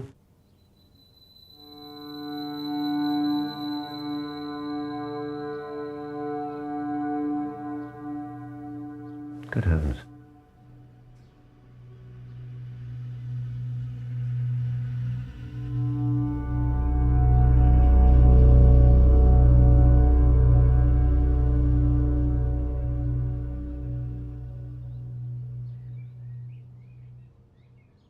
Well, there's clearly something missing, isn't there? I mean, you get to the end of that and think, well, and next page, and it's not. Yeah.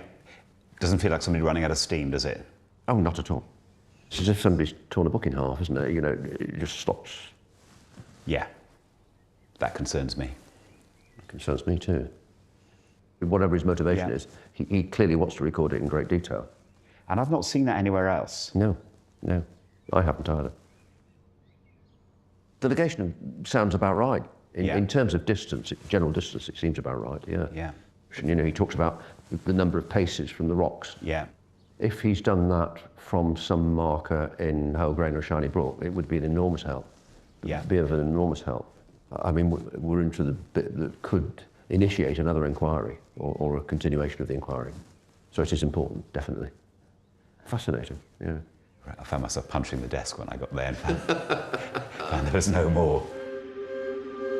It's staggering, really, isn't it? You're going to have to declare this to the police.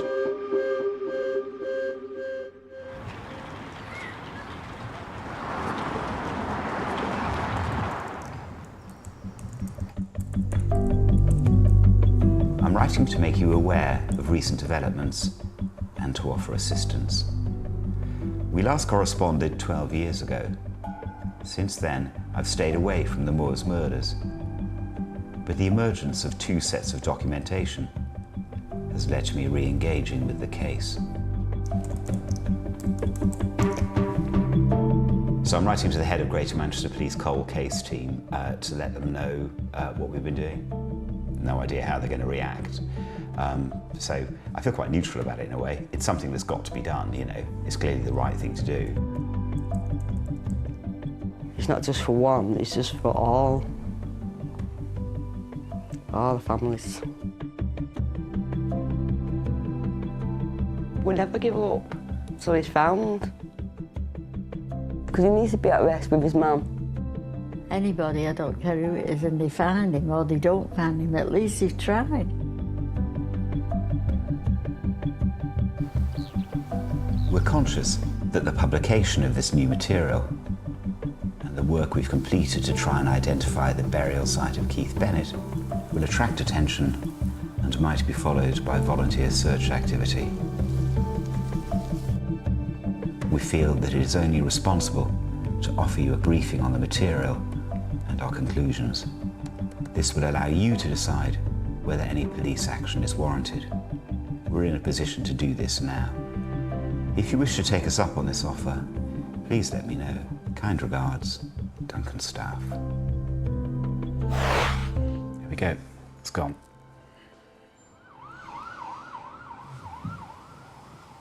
Now we wait.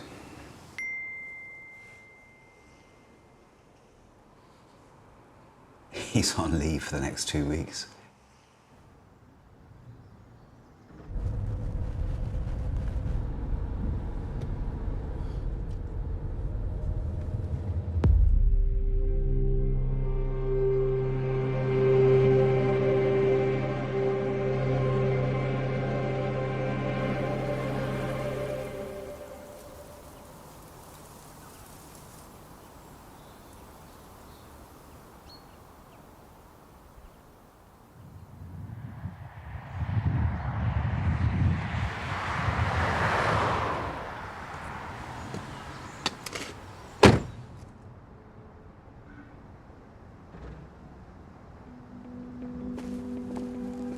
I think we've given them plenty of information to think about, particularly in relation to black light.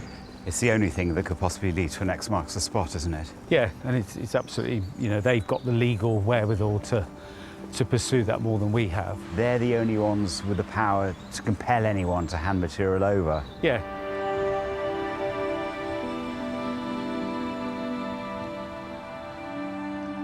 Since 1964, Greater Manchester Police has remained committed to finding answers for Keith Bennett's family.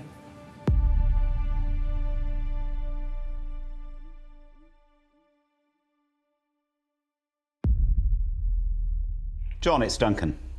Hello, Duncan. Here's a surprising twist. 1 minute they're keen, and the next minute it's do not send us any of the materials, we don't want them.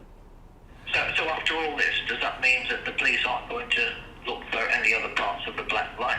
I don't know, John. Terrible. I mean, that's the sort of thing that's public outcry. Yeah, I just don't get it. It just sounds so ludicrous. The more I think about it, the worse it gets. That's the honest truth. What is going on? We've always said that we would respond in a timely and appropriate manner to any credible information which may lead us towards finding Keith. Let's keep at it, let's keep going. I want to find Keith. Other people want to find Keith needs to be found. Who knows when we're going to stop? You only fail when you stop. I don't think we'll find Keith. That's all I wish for. That's all I wish for. There have been so many missed opportunities to find Keith. And we can't let this be another one. We have to make sure that everything's done and that every effort is made to get hold of the missing pages of black light and to finally remove Ian Brady's control.